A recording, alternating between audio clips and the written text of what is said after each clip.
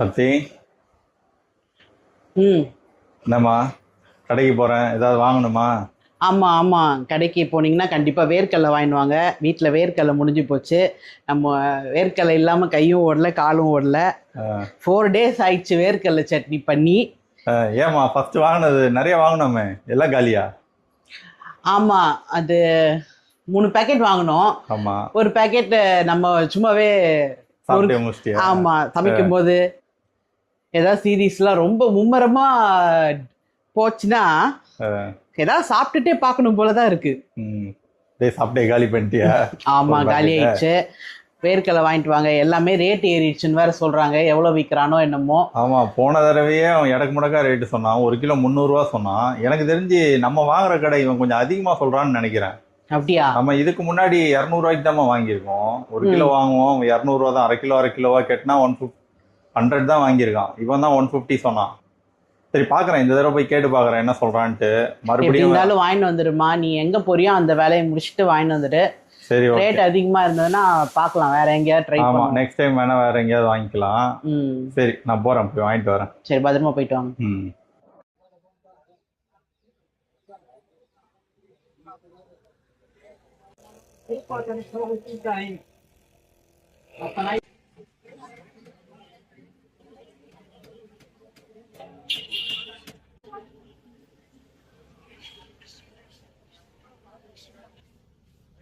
கடலை வாங்கியாச்சு,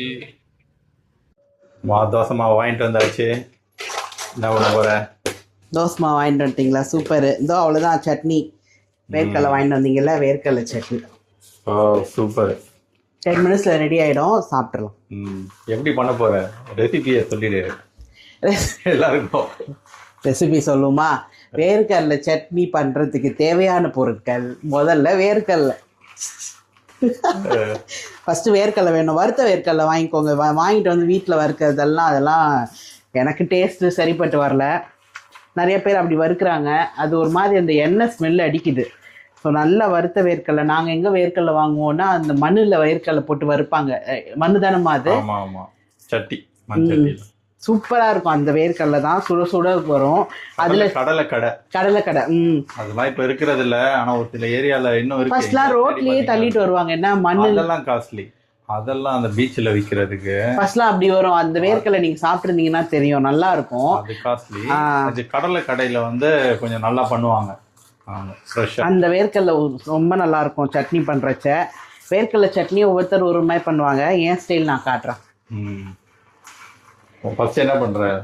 தோலெல்லாம் எடுத்துடுறியா? ஆமாம், தோல் இல்லாமல் கூட சூப்பர் மார்க்கெட்ஸ்லாம் விற்கிறான். ஆனால் அதெல்லாம் இந்த டேஸ்ட் வரதில்லை. இதுக்குன்னு ஒரு செம்ம டேஸ்ட் இருக்குது.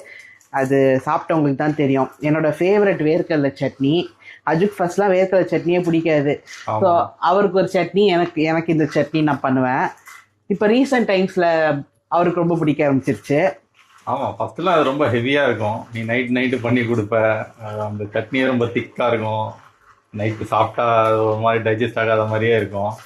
இப்போ கொஞ்சம் சாப்பிட்டு பழகிடுச்சு. டேஸ்ட்டை பற்றி சொல்லுங்கள். அதான், டேஸ்ட்டும் பழகிடுச்சு, அதுதான் சொல்கிறேன். வேர்க்கடலை சட்னிலாம் எங்கள் வீட்டில் அப்படியே கரண்டியில் எடுத்து குடிப்பாங்க. எங்கள் அம்மா எவ்வளோ பண்ணாலும் அப்படி காலியாகிடும் வேர்க்கடலை சட்னி.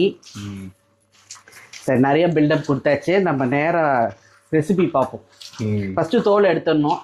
சரி, தோலை ஃபஸ்ட்டு எடுத்து முடி. நம்ம ஸ்டார்ட் பண்ணிட்டியா? அவ்வளோதான், புடைச்சாச்சு. என்ன பண்ணுற? காமிச்சிடலாமா? வேர்க்கடலை ஓகே போட்டுருவோம். ஸோ வேர்க்கடலை போட்டுட்டு வேறு என்ன போடுவேன்? காஞ்சி மிளகா. இதெல்லாம் உங்கள் காரத்துக்கு ஏற்ற மாதிரி போதும். 3, எங்களுக்கு காரம் வேண்டாம். அடுத்து உப்பு.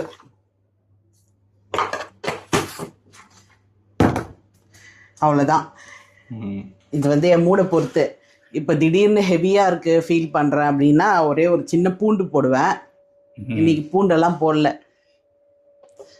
அவ்வளோதான், அரைக்க வேண்டியதுதான். அரமா இதில் இந்த சட்னி நான் ஏன் அதிகமா சாப்பிட ஆரம்பிச்சிட்டேன்னா இதுல நிறைய புரோட்டீன் இருக்கு பீனட்ல.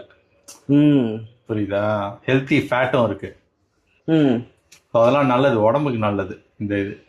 உடம்புக்கு நல்லது, டேஸ்ட்டும் சூப்பராக இருக்கும். அதுவும் வந்து இந்த சட்னியை ஃபர்ஸ்ட் அவருக்கு பிடிச்ச ஸ்டோரி நான் சொல்கிறேன்.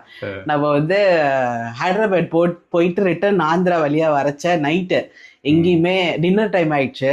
எங்கேயுமே வந்து ஹோட்டல்ஸே இல்லை, ரோட்டு கடையும் இல்லை.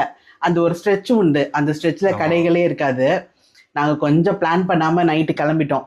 அப்போ ஒரு ஆந்திரால எங்கேயோ ஒரு ஸ்ட்ரீட் ஃபுட் தான், ரோட்ல தோசை சுட்டுட்டு இருந்தாங்க. சரி இங்க சாப்பிட்றலாம்னு சொல்லிட்டு உட்காந்து சாப்பிட்டோம். அங்க வந்து வேர்க்கடலை சட்னி வச்சாங்க. அதாவது எப்படின்னா அப்படியே திப்பி திப்பியா இருக்கும், ஓகேவா, கெட்டியா வைப்பாங்க. நம்ம தேங்காய் கெட்டி சட்னி வைப்போம்ல, அந்த மாதிரி ஸ்டைல்ல வச்சிருந்தாங்க. இவர் அதை சாப்பிட்டுட்டு சூப்பரா இருக்கு, இது என்ன சட்னி அப்படி கேட்குறாங்க. நான் சொன்னேன் இதுதான் வேர்க்கடலை சட்னி, நீ இத்தனை வருஷம் சாப்பிடாம இருந்தல அது சட்னி இதான்னோன்னே.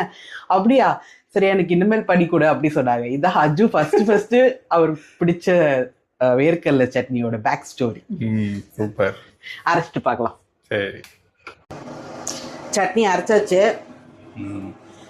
கொஞ்சம் திக்காக இருந்தது, தண்ணி ஊற்றி டைல்யூட் பண்ணியிருக்கிறேன். லேடிஸ்க்கு தெரியும், மிக்ஸி கழுவி ஊற்றியாச்சு. அவ்வளோதான், தாளிக்க வேண்டியதான். சிம்பிள் தாளிப்பு தான், கடுகு உளுத்தம்பருப்பு கருவேப்பிலை, அவ்வளோதான். நம்ம வேகத்தில் ஓடணுன்னா வெறும் கடுகு மட்டும் தான் நான் தாளிப்பேன். ஸோ நம்ம இஷ்டம் தான், நம்ம கிச்சனில் நம்மளை யார் கேள்வி கேட்க போகிறோம். ஏமா அதை தாளிக்காம அப்படியே சாப்பிட முடியாது? ஆஹா, தாளிச்சாதான் நல்லா இருக்கும். அது கடுகும் கருவேப்பிலையும் அப்படி மேலே மிதக்கணும், அப்போதான் நல்லா இருக்கும். எண்ணெய் பேசிட்டே எண்ணெய் ஊற்றுனேன்னே தெரில. நல்லெண்ணெய் ஊற்றுனேன்னா, ஆமாம் நல்லெண்ணெயை ஊற்றிட்டேன். இருங்க நல்லெண்ணெய் ஊற்றக்கூடாது,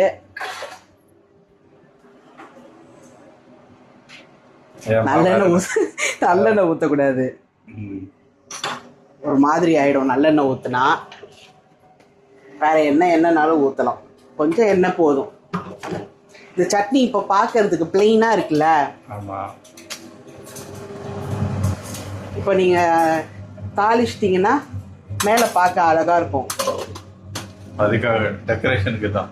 டெக்கரேஷனுக்கும் இன்னொன்று கடுகு உளுத்தம்பருப்பு சட்னியில் அங்கங்கே கடிக்கிறச்ச நல்லா இருக்கும். நான் நிறைய போட்டுப்பேன், உங்களுக்கு பிடிக்காது, அதனால பேருக்கு அவ்வளோதான்.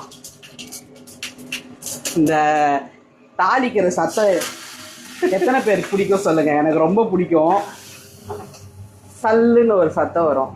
இப்போ பாருங்க, சட்னி பார்க்கவே எவ்வளோ என்ன சாப்பிடு சொல்லுதா. ரெடி ஆயிடுச்சா? சட்னி ரெடி. நீங்க டின்னர் எப்ப சாப்பிட்றேன்னு சொன்னீங்கன்னா தோசை சுட்டு சாப்பிட வேண்டியதுதான். அவ்வளோதான், தோசையை போட்டுருமா, சாப்பிட்டுடலாம். அப்படியா? சரி, ஓகே, அவ்வளோதான். சட்னி ரெடி. எனக்கு ராகி தோசை, அஜுக்கு ஒயிட் தோசை. என்னம்மா சாப்பிட்டு சொல்லுங்க எப்படி இருக்குன்னு. செம்ம. ஸோ எங்கள் டின்னர் 1 பீஸோட